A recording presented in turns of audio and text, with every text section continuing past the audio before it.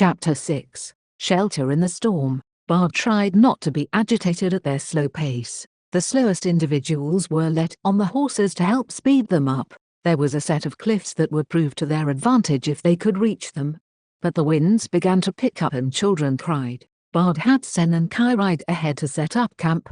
They would need the extra time since they had more people to protect. Due to the sheer winds near the cliff, the fires would suffer, but there was less snow on the ground, which made it easier to travel. Those cliffs ran along their route, so Bard wanted to take advantage of that. As they came nearby, the winds picked up then died down suddenly. The ground was nearly visible and Bard noticed Sen and Kai were farther than he had expected. Kai ran back to greet them, unloaded by Sen. He took point and guided them to an overhang that Sen and him had found, and Bard felt more relieved. This would make it easier to protect everyone against the elements and the dark. As people moved in, there was audible relief at the break from the gusts of wind and sheer chill from them. Several of the more able-bodied souls volunteered to help set up the sunstones and fires. Bard directed, feeling odd not helping build them as much. But with the sheer quantity and the amount of people he needed to direct, he wasn't able to lift much. As night settled, shades swarmed outside. They hadn't gone far since the attack, but there was no sign of the six-eyed one, or any shades Bard felt worried about. These were the grunts. Several children and mothers were frightened by their sight, however, so Bard had Kai lay with his back to them, and the mothers and children stayed on the other side. The night was filled with little sleep, as he was called to soothe and explain things to the others. Bard noted that their group consisted of over 300 adults and several children per household. The horses were 25 in total.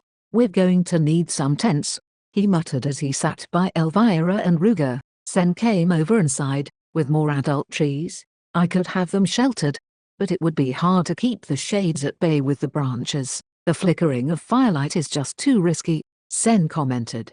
Bard hummed as they looked at the horses. The people had carried more than Bard had initially thought. If it be a tent, some of the folks brought canvas. It's typically worn as work clothes, but can be made into basic tents, he said, pointing to 3 of the horses. Bard looked back and saw different clothes that had been tied into bundles and set nearby. The fabric looked heavier. Bard looked at his own supplies that had been unloaded from Kai. He had his felted material as well. He would want to make more of it if the chance arose. The sounds of fires began to lull him to sleep, and he placed his head in his hand, resting on his knee as he sat. Sen came over and comforted him. "You should rest, Bard," Elvira teased. "As a leader, you need to be an example." "Yes, but leaders also will sacrifice their own comforts to ensure others have theirs," Bard remarked. "Aye, that be true.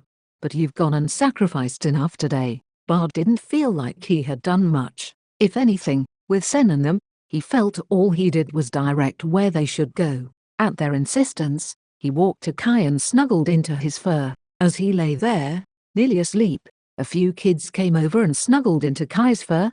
Being at the very edge, Bard sighed and rose himself, ushering the kids further up, so Kai wouldn't have to worry about moving his legs in his sleep.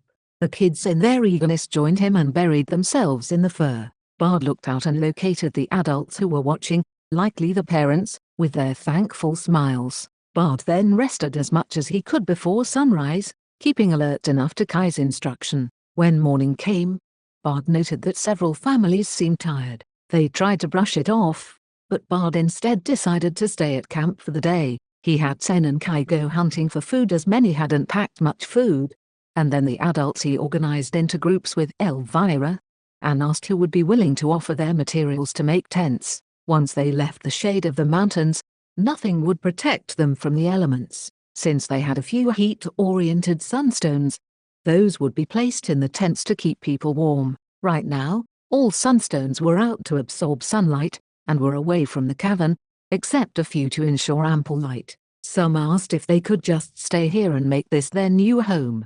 Bard paused and thought about it before explaining.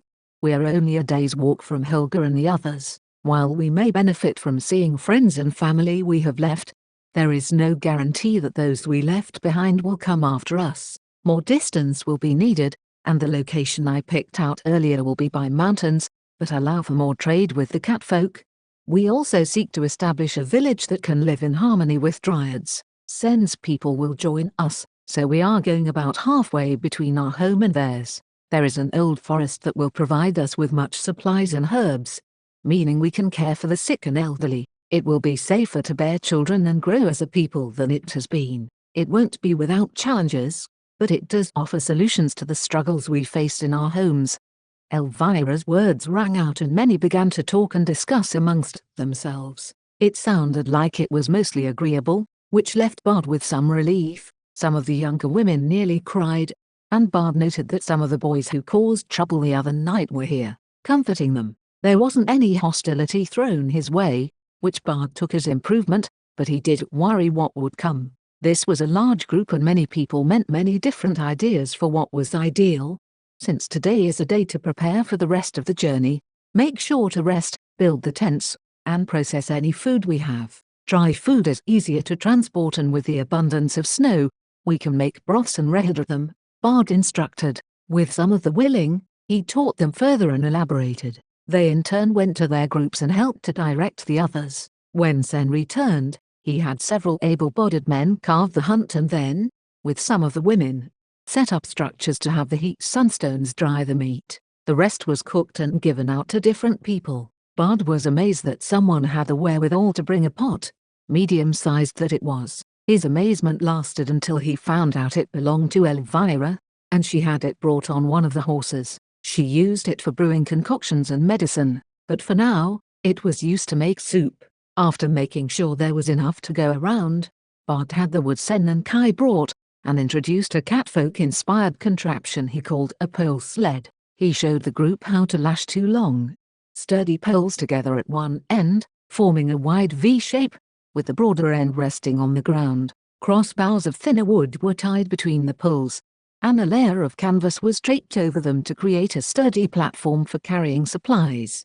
The narrow end of the poles was secured to Kai and the horses, allowing the structure to be dragged behind them over the compacted snow.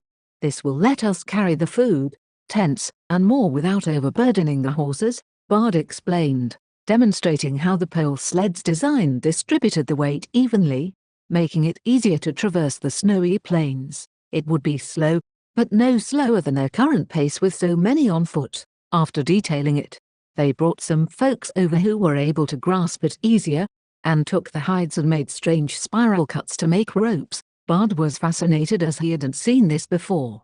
They dried it over the fires, making sure to stretch them, but finished the drying away from the heat. When Sen returned, the sun was nearly about to set, and they set up the lights once more before beginning on the tents and other structures. Water was gathered from melting snow in the pot.